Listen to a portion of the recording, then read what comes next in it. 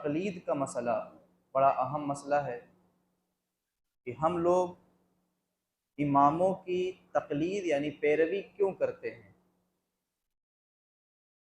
ये जानना फी ज़माना तो कुछ ज़्यादा ही ज़रूरी हो गया है, क्योंकि लोग ये कह रहे हैं कि इमामों की तकलीद के बजाय कुरान की तकलीद करनी चाहिए, हदीस मुस्तफ़ा की तकलीद करनी चाहिए। ये खूबसूरत फ़रेब जो है, इसका हकीकत से कितना ताल्लुक़ है, ये एक मुस्तकिल इंशाअल्लाह ताला गुफ्तगू चलेगी। आज मैं हदीस के बारे में कुछ बातें आपसे गुजारिश करूँगा ताकि आप सुन सकें। पिछले साल भी हमने कुछ बातें याद कराई थी हदीस के बारे में। आप लोग हदीस का जब लफ्ज़ सुनते हैं तो क्या समझते हैं? हदीस जब आप सुनते हैं कि हदीस, तो हदीस का मतलब आपके जहन में क्या आता है? सरकार सल्लल्लाहु अलैहि वसल्लम की बातें, जुबान से कही हुई बातें। और क्या आता है? हुजूर की ज़िंदगी चले। और क्या आता है? सहाबे कराम का, अच्छा, सहाबे कराम की भी ज़िंदगी उनका करना। और क्या आता है? सीख में क्या क्या, किस किस की सीख? हाँ, हुजूर के जो कुछ कहा वो तो माशाल्लाह है ही है। और क्या क्या आता है? लफ्ज़ सुन करके जो जहन में उसका मतलब आता है वो जानना बहुत ज़रूरी है। जैसे हम कहते हैं कुरान, लफ्ज़ सुन लिया आपने, फ़ौरन आपके जहन में एक बात आई कि एक किताब है जो अल्लाह की तरफ से रसूलुल्लाह पर नाजिल की गई, मुक़द्दस किताब, आखिरी किताब, लारेब किताब, है ना? एक पूरा जहन में खाका आ जाता है। जैसे हमने कुरान कहा, फ़ौरन एक खाका आ गया। ऐसे जब हदीस का लफ्ज़ सुनते हैं, कोई भी कहता है भाई हदीस दिखाओ, हदीस में ऐसा है, हदीस में ऐसा कहा गया, हदीस ने रोका है, हदीस में कहाँ है। तो हदीस का जब लफ्ज़ आप सुनते हैं तो आपके जहन में इसका मतलब जो आता है वो क्या आता है, और इसी से आप बहुत कुछ समझ गए। इसलिए मैंने पहली सीढ़ी ही आपको बताना बेहतर समझा कि बाद की सीढ़ियाँ तो बहुत सारी हैं, पहली ही सीढ़ी को आप समझ लीजिए। अभी 2 दिन पहले ही एक साहब ने मुझे बताया कि कोई आम लड़का, वो 15-20 साल का जो भी होगा, 20-22 साल का, उसका कहना है कि हदीस में तरावी नहीं है। हदीस में दिखाओ कहाँ है। पहले क्या कहा? हदीस के अंदर तरावी का कोई नहीं, और दिखाओ कहाँ है। अब ये दो लफ्ज हैं, हदीस में नहीं है। क्या बोल रहे हैं? मैं चाहूंगा कि आप लफ्जों को सीख लें ताकि हमेशा के लिए, जिंदगी भर के लिए हल ही हो जाए हर चीज। जब आप किसी बात को कहते हैं नहीं है ना, तो ये कहने के लिए बहुत बड़ी जिम्मेदारी होती है। जैसे ये किताब मैं आपको दे दूं, ये एक किताब है, इसकी इब्तिदा भी है और इंतहा भी है। इसके पेज भी आप गिन सकते हैं, लाइन भी गिन सकते हैं। इस किताब को मैं दे दूं कि आप इसमें एक चीज तलाश कीजिए। अब आपने पूरी किताब को एक एक हरफ देख लिया, एक एक हरफ, फिर आप कह सकते हैं कि इसमें वो चीज, क्या बगैर देखे कह सकते हैं? मैं चाहूंगा कि इस मिसाल से एक बड़ी बात आपको समझा दूं आज। जब मैं कह रहा हूं कि आप इसमें देखिए, तलाश कीजिए इस चीज को, तो ये बात कहना कि इसमें नहीं है, कब कह सकते हैं आप? जब आपने पूरा सिर्फ देखी ना हो, गौर से देखा हो। क्योंकि मुमकिन है देखने में निगाह से वो चीज हट गई हो और रही हो कहीं मौजूद, ऐसा हो सकता है। अब 50, 60, 100, 200 पेज की एक किताब है, जिसकी लाइनें भी आप गिन सकते हैं, पेज भी आप गिन सकते हैं। इसमें अगर कोई बात है या नहीं है, इसका अगर इनकार आपको करना है, तो इनकार करने के लिए यह आपकी जिम्मेदारी है कि पूरी किताब शुरू से लेकर आखिर तक के एक एक हरफ देख चुके हो, तभी तो आप कह सकते हैं। जैसे आप कहोगे कुरान में ये बात नहीं है, तो ये कब कह सकते हैं? जब पूरा कुरान अलिफ से लेकर या तक, अलहम्दु से लेकर व नास तक बहुत ही गौर और फिक्र के साथ देख चुके हो, तब आप कह सकते हैं हाँ ये बात कुरान में। लेकिन नहीं देखा, अभी पढ़ा ही नहीं आपने, सही से तिलावत नहीं, तो फिर कह सकते हैं ये बात। अब जो मैं कहना चाहता हूं वो समझे, कितनी बड़ी बात उस बंदे ने कह दी। मुझे इस साहब ने बताया तो मुझे ताज्जुब हुआ। हर बात का जवाब देना मैं ज़रूरी इसलिए नहीं समझता कि जवाब देने वाला, जिसको जवाब दिया जा रहा है, वो भी इस काबिल होना चाहिए, वरना हर एक को जवाब देना अपने वक्त को बर्बाद करना है। उसने कहा हदीस में नहीं है, तो इसका मतलब क्या हुआ कि हदीस कितनी है? अरे भाई जो किताबें हैं ना 6, जिनको सिहा सित्ता कहते हैं, वो तो है ही हैं। इसके अलावा जो किताबें हैं वो, और जो किताबें दुनिया से खत्म हो गई वो, जो सहाबा के सीनों में, ताबईन के सीनों में महफूज थी वो, अगर गिनती तुर्क वगैरह की बात की जाए तो कई लाख हैं। कितनी है? इमाम अहमद बिन हंबल को 10 लाख हदीसें ज़बानी याद थी। इमाम बुखारी को तकरीबन 6 लाख के करीब याद थी, वल्लाहु आलम। इमाम मुस्लिम को तकरीबन 3 लाख हदीसें याद थी। अब्दुल्ला इब्ने मुबारक को तकरीबन 1 लाख हदीसें याद थी। इमाम जलालुद्दीन सियूती 400 साल पहले के मुहद्दिस गुजरे हैं, उनको 1 लाख हदीसें याद थी। तो आप जब कह रहे हो कि हदीस में नहीं है, तो नहीं है कहने के लिए आपकी जिम्मेदारी क्या है?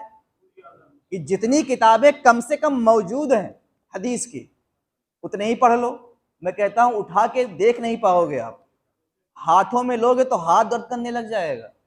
ये जो आप मार्केट में बिकने वाली किताबें देख रहे हो, ये हदीस की किताबें नहीं है, ये छापी जाती हैं हदीस के नाम से।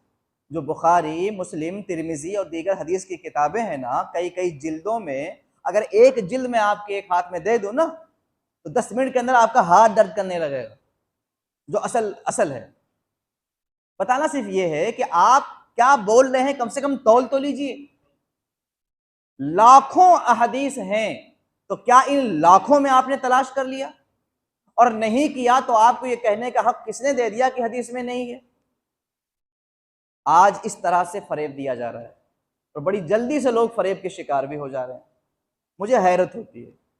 और उसने फिर क्या कहा? अगला लफ्ज दोनों बोल रहा हूं। उसने पहले कहा था कि हदीस में नहीं है। कितना बड़ा लफ्ज बोल गया, तो आप समझ ही गए होंगे। उसके बाद उसने कहा है तो दिखाओ। क्या कहा? अब ये लफ्ज कहने को बड़ा अच्छा लगता है। मैं कहता हूं मैं दिखा दूं, तू पढ़ लेगा? चलो मैं दिखा देता हूं कहां है। क्या आप पढ़ लोगे? भाई हदीस जो है वो अरबी में है, खालिस अरबी में है। और जो असल किताबें हैं, मखतूतात वगैरह, वो तो खैर बगैर ज़बर ज़ेर के होती हैं, ठीक है। ये तो जो किताबों में लिखी जाती है वो ज़बर ज़ेर के साथ होती है। तो आपका दावा क्या है? दिखाओ। ठीक है, आओ मैं दिखा देता हूं। क्या आप पढ़ लोगे देखकर? जो आदमी देखकर उर्दू ना पढ़ पाता हो, जो आदमी देखकर कुरान सही से ना पढ़ पाता हो, क्या वो आदमी देखकर हदीस समझ जाएगा? तो आखिर ये जुरात, ये हिम्मत कैसे लोगों में आ रही कि अल्लाह के दीन का मजाक उड़ाया जा रहा है? बड़े बड़े इमाम, इल्म के इमाम, फिक़ह के इमाम, हदीस के इमाम, ऐसे ऐसे लोग जिनका इरशाद है। जैसे मैं एक नाम ले लेता हूं, इमाम शाअबी। ये 500 सहाबा को इन्होंने देखा था, 500 सहाबा को इन्होंने। और अपने जमाने के इतने बड़े ये मुहद्दिस थे कि इनका अपना चैलेंज कि 20 साल हो गया है मेरे कानों ने कोई ऐसी हदीस नहीं सुनी जो पहले से मुझे मालूम ना हो। दावा कितना बड़ा, इतने बड़े मुहद्दिस। इतना कुछ होने के बाद जानते हो क्या कहा इमाम आजम अबू हनीफा के बारे में कि हम लोग तो अत्तार हैं। क्या हैं? सामान को जमा करने वाले हैं, यानी हदीस को निचोड़ निकालने वाले तो आप लोग हैं। यानी किसी चीज का जमा कर लेना, किसी चीज को जान लेना, ये एक अलग चीज है, और उससे मालूमात को निकाल लेना ये एक अलग चीज है। चुनांचे बात आ गई तो एक वाकया मशहूर है, सुना देता हूं। एक बहुत बड़े मुहद्दिस थे, इमाम आजम छोटे थे, कम उम्र थे। वो मुहद्दिस तकरीर के मैदान में, मतलब लोगों का मजमा था, उन्होंने एक बात कही, आज मुझसे जो पूछना है पूछ लो। उनको हक भी था बोलने का, कि बहुत बड़े आलिम थे, वो अपने जमाने की बहुत बड़ी शख्सियत थी और ताबई बुजुर्ग थे। क्या कहा? मुझसे जो पूछना है पूछ लो। बहुत बड़ा दावा कर दिया उन्होंने। तो इमाम आजम कम उम्र थे। एक शख्स को सिखाया कि तुम खड़े होकर पूछो कि हजरत सुलेमान के लश्कर को देख करके जिस चींटी ने यह कहा था कि अपने बिलों में घुस जाओ, वो नर थी या मादा? क्या पूछा? भाई दावा क्या है आपका? जो पूछना है। आपने कोई दायरा तो नहीं रखा ना। जैसे मैंने कहा भाई हमसे कुछ पूछो रोजा के बारे में, आप तो हमने एक हद लगा दी पहले से। हमसे कुछ पूछो आप ज़कात के बारे में, तो जो मैं जानता हूँ बता दूंगा, लेकिन जो चाहो पूछो, ये बहुत बड़ी बात है। उन्होंने ये बात कही थी, हालांकि उनको हक भी था, बहुत बड़े आलिम थे, लेकिन इसी से इल्म का मकाम व मर्तबा मालूम होता है। इमाम आज़म ने कहा पूछ लो। वो खड़ा हुआ शख्स, उसने कहा हुजूर, हजरत सुलेमान के लश्कर को देखकर जिस चींटी ने कहा था कि ए चींटियों अपनी अपनी सुराखों में दाखिल हो जाओ, वो नर थी या मादा? वो हक्का बक्का हो गए, खामोश हुए, और उसके बाद फरमाते हैं, ए शख्स, ये सवाल तेरा नहीं हो सकता, इतना इल्मी और बारीक सवाल तू नहीं कर सकता, बता तुझे सिखाया किसने? बहरहाल आप खड़े हुए, कम उम्र थे, फरमाया हाँ बताओ। कहा मेरा ही सवाल था, अदब के लिहाज से मैं बैठा रहा, इनसे सवाल करने के लिए कहा बेटा मुझे नहीं मालूम। बरजस्ता क्या कहते हैं मुझे? क्या उनकी शान घट गई, इल्म घट गया, मर्तबा कम हो गया? नहीं, बिल्कुल साफ लफ्जों में, बेटा मुझे नहीं मालूम, आपको मालूम है तो बता दो। आपने फरमाया हाँ मुझे मालूम है, वो मादा थी। कहा ठीक है बेटा, ये साबित कैसे करोगे, कहां से मालूम हुआ आपको कि वो मादा थी?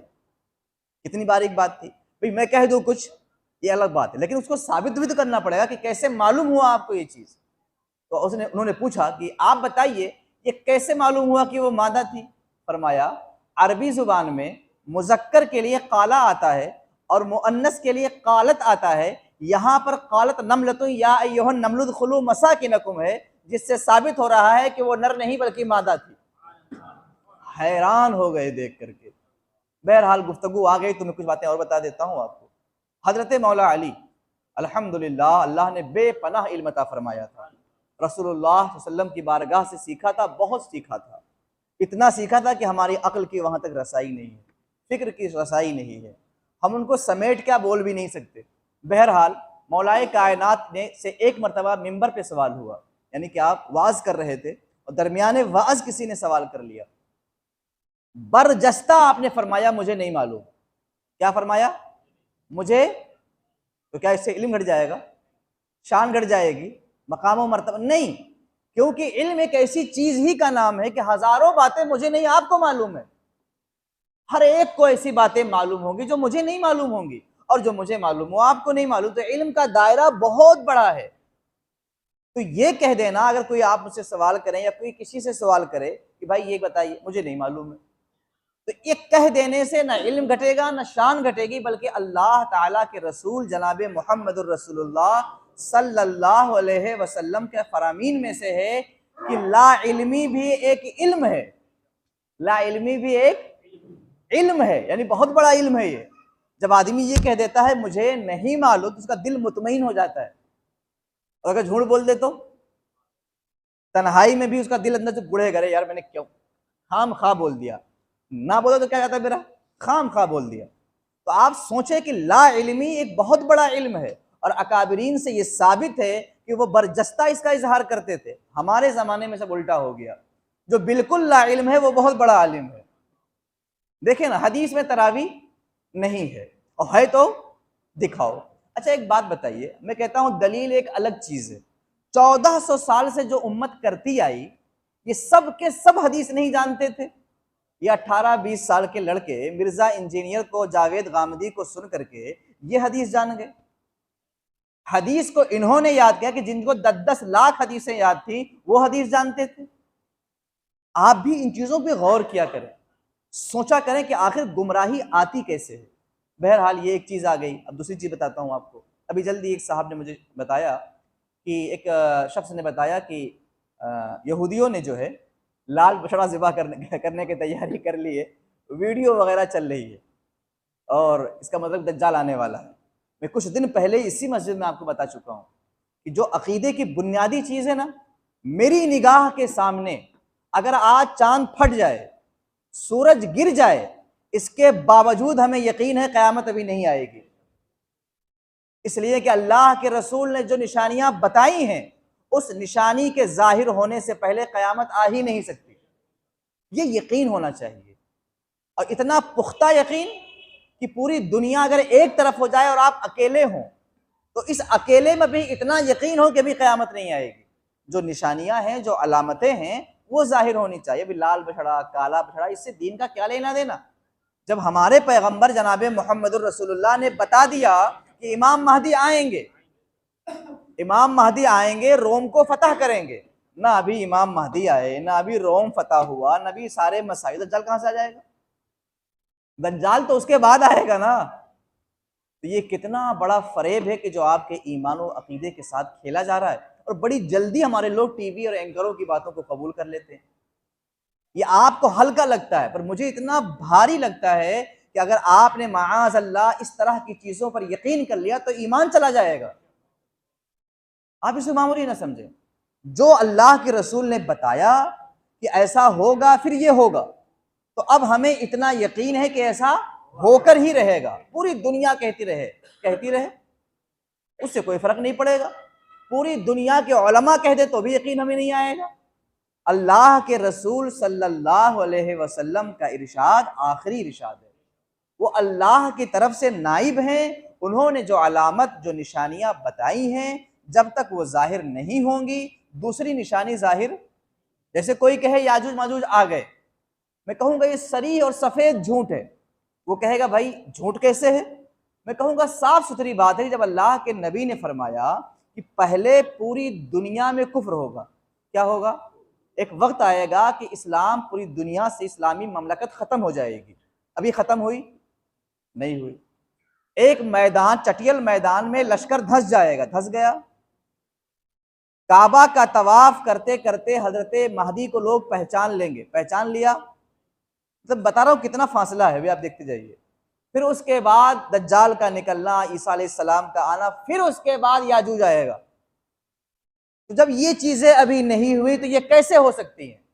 कोई कहे रे भाई हो सकता है अल्लाह के नबी ने गलत बता दिया हो। भाई वो तुम्हारा अकीदा होगा, हमारा तो ये अकीदा है कि बाल बराबर भी फर्क नहीं आएगा। ये हमारा अकीदा है, बाल बराबर भी रसूलुल्लाह के इरशाद में फर्क नहीं आएगा। ये हक है कि क़यामत आएगी, मगर ये भी सच है कि जो अल्लाह के नबी ने अलामतें बताई हैं वो जाहिर होंगी। तो ये हाल चल रहा है माहौल का, इसलिए कुछ बातें छेड़ दी हैं। हालांकि मेरा मौजू था हदीस के बारे में कुछ बताना। कुछ बातें आप जान लीजिए हदीस के बारे में। आजकल हदीस के नाम पर जो तबाही मचाई जा रही है ना, वो इसलिए मचाई जा रही है कि बुनियादी चीज़ें आप लोगों को याद नहीं। बस बुनियादी चीज़ें आप लोग याद कर लीजिए। जैसा अभी मैंने बताया ना, हदीस जब कहेंगे तो क्या मतलब होगा, तो आप जानो रसूल का कौल, फ़ेल, तकरीर। बोलिए आप, ऐसा बोल लीजिए, हुजूर का कौल, फ़ेल, तकरीर। तीन चीजें हैं ना, हुजूर का कौल, फ़ेल, तकरीर। सहाबी का कौल, फ़ेल, तकरीर। ताबिई का कौल, फ़ेल, तकरीर। इसे हदीस कहते हैं। हुजूर का कौल, फ़ेल, तकरीर, सहाबी का कौल, फ़ेल, तकरीर, ताबिई का कौल, फ़ेल, तकरीर, इसको हदीस कहते। तो इसमें तीन लोग आ गए, नबी, सहाबी और ताबई। अब आप सोचो, कौल का मतलब जो आपने फरमाया, फ़ेल का मतलब जो आपने किया, तकरीर का मतलब ये कि हुजूर के सामने किसी ने कुछ किया, हुजूर ने उसको देखा या सुना और उस पर खामोश रहे, तो वो भी हदीस का दर्जा रखती है। इसको कहते हैं तकरीर।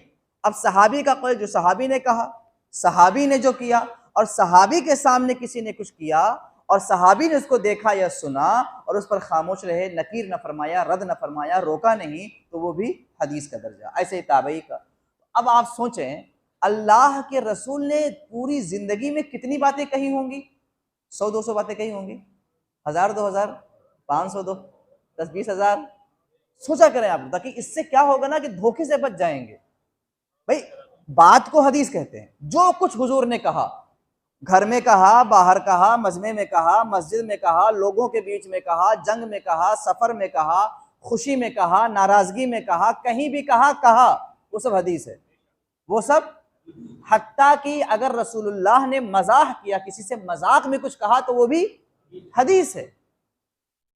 तो अब बताइए रसूलुल्लाह सल्लल्लाहु अलैहि वसल्लम ने कितनी बातें कही होंगी? जोड़ेंगे आप? है कोई हिसाब आपके पास? अच्छा, ये तो हो गई कौल यानी बातें। चले अगर 23 साल ही ले लीजिए ऐलान नबूवत के बाद, 23 साल, तो इस 23 साल में कितनी बातें कही होंगी? जोड़िए ना, अभी हम लोग सुबह से शाम तक कितनी बातें बोल जाते हैं, और नबी की हर बात हदीस है। ठीक है, चलो वो 23 में से 13 और निकाल लीजिए मक्का शरीफ वाला, 10 मदीना का ही ले लीजिए। 10 साल हुजूर मदीना में रहे ना, उस 10 साल में हुजूर ने क्या कुछ नहीं कहा होगा। कितनी बातें, 100 200 1000 2000 5000 6000। अच्छा, किया, जो हुजूर ने किया यानी कोई काम किया, कुछ फ़िल किया, उसको भी हदीस कहते हैं, उसको फ़िली हदीस कहते हैं। बहरहाल इसको आप समझिए, हुजूर ने क्या क्या किया होगा, कौन कौन सा काम किया, कैसे कैसे किया, कितनी बार किया, किस तरह किया, तो क्या एक ही दो काम किया? तो ये सारी चीजें हदीस में आएंगी। हुजूर के सामने किसने क्या किया? भाई जब हजारों लाखों सहाबा हैं, लाख, आप रसूलुल्लाह सल्लल्लाहु अलैहि वसल्लम के आखिरी वक्त में यानी इंतकाल के वक्त कमोबेश 1,24,000 सहाबा थे। कितने थे? और सहाबी कहते हैं जिसने हुजूर को ईमान के साथ देखा और ईमान के साथ दुनिया से उसका इंतकाल हुआ, वो सहाबी है। अब इतने लोग हुजूर सल्लल्लाहु अलैहि वसल्लम को देख चुके, अब इतने लोगों ने हुजूर को किस किस हाल में देखा होगा, किस किस हाल में देखा होगा? किसी ने सफर में देखा होगा, तो किसी में घर ने देखा होगा, किसी ने सवारी पर देखा होगा, किसी ने जंग में देखा होगा, किसी ने कहीं और देखा होगा, किसी ने कहीं देखा होगा ना। आप सोचते रहें, अभी एक ही चल रहा है हदीस रसूल सल्लल्लाहु अलैहि वसल्लम, अभी सहाबी तो बाकी हैं। जब हुजूर की बातों को आप काउंट करके शुमार नहीं, कितनी बातें हुजूर ने कही, तो सहाबी ने कितनी कही होंगी? जब सहाबी ही इतने ज्यादा हैं, सिद्दीक अकबर, फारूक आजम, उस्मान गनी, इन्हीं को ले लीजिए आप, 10 15 20 सहाबा को ले, तो इन्होंने पूरी जिंदगी कितनी बातें कही होंगी? तो जो आदमी इतना ज्यादा उबाल खा रहा है, उसे भी बुनियाद का ये आलम है कि भी बुनियाद नहीं जानता। और अब आप सोचिए इसके आगे की जो अहम बात है वो कि किताबें जो हैं, ये जो किताबें हैं हदीस की, एक है मशहूर होना, क्या होना कि भाई ये चीज मशहूर है, एक जो मशहूर किताबें हैं उसके अलावा सैकड़ों ऐसी किताबें हैं जो हिंदुस्तान में पहुंची ही नहीं है, हिंदुस्तान में पहुंची ही नहीं है, और ऐसी दर्जनों किताबें हैं जो आज से कई सौ साल पहले वो खत्म हो गई थी, मगर खत्म हो गई। और ऐसे बहुत से मुहद्दिसीन हैं जिन्होंने अपनी किताबों के अंदर जो हदीसें याद थी वो पूरी नहीं लिखी, 1000 2000 10,000 20,000 लिखी, बाकी हदीसें उन्हीं को हिफ्ज थी, इंतकाल कर गए, फिर क्या हुआ? तो हदीस क्या एक दो चीजों का नाम है? अब आप देखिए, 2-3 मिसालों से आपको ये बात समझाने की कोशिश करूंगा, अल्लाह ताला करम फरमाए, इसका फायदा आप उठा लें। शिया से आप मिलें, वो आपको बताएगा अहले बैत का मर्तबा क्या है। अहले बैत ऐसे हैं, अल्लाह के नबी ने अहले बैत के बारे में ये कहा, बेशक अहले बैत का मकाम व मर्तबा आफ्ताब से ज्यादा बुलंद है।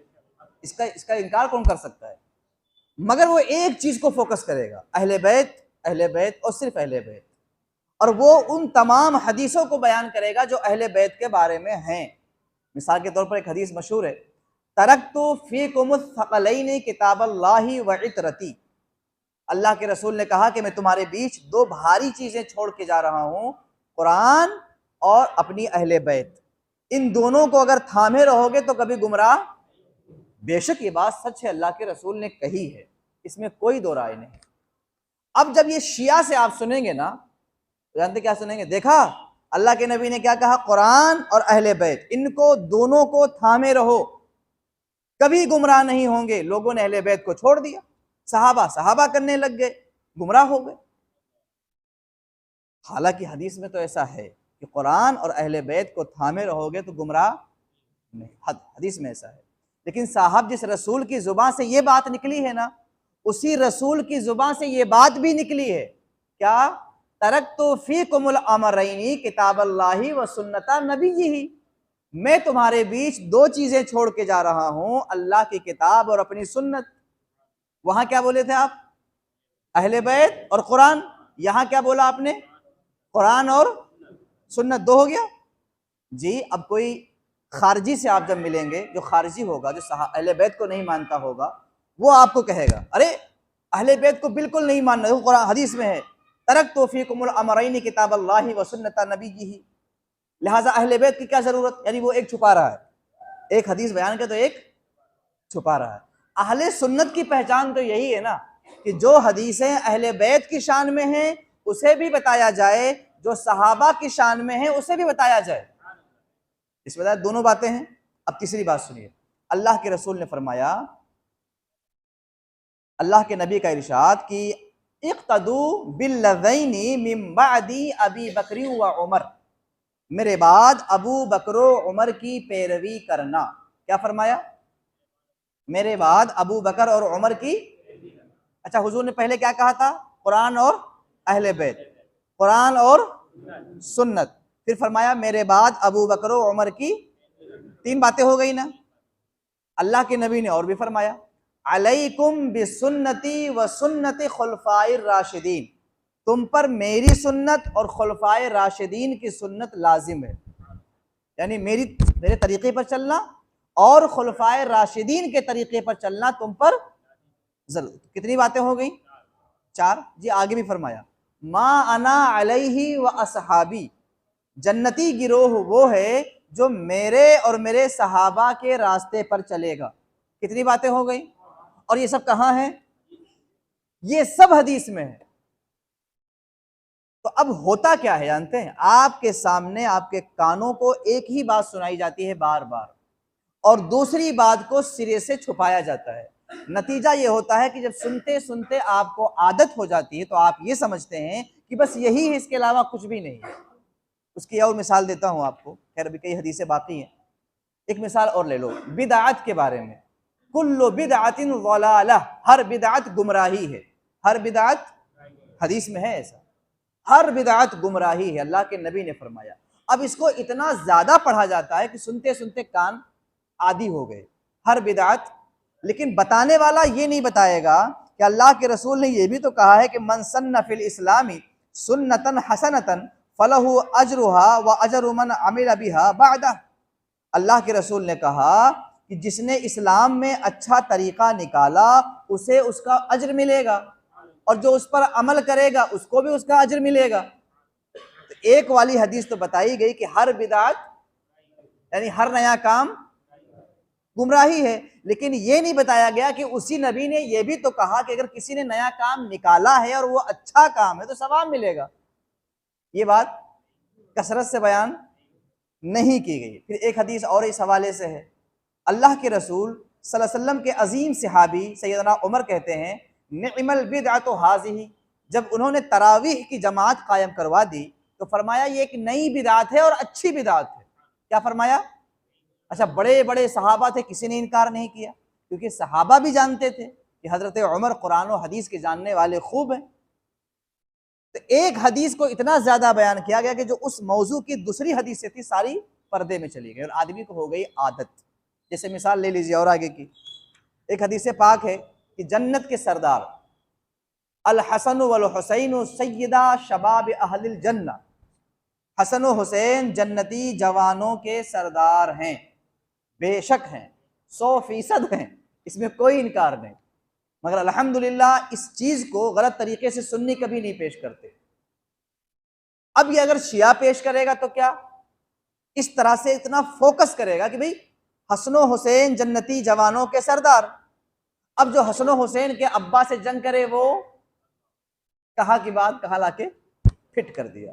लेकिन वो ये नहीं बताएगा कि जिस पैगंबर ने ये बात कही है ना, उसी पैगंबर ने ये कहा है कि अबू बकर उमर जन्नती बूढ़ों के सरदार हैं। क्या फरमाया? अबू बकर उमर, तो ये भी तो हदीस में है। और उसी पैगंबर ने सुफियान बिन हारिस के बारे में, जो आप वसल्लम के भाई लगते थे, उनके बारे में कहा कि सुफियान जन्नती जवानों के सरदार हैं। इसको भी नहीं बताएगा।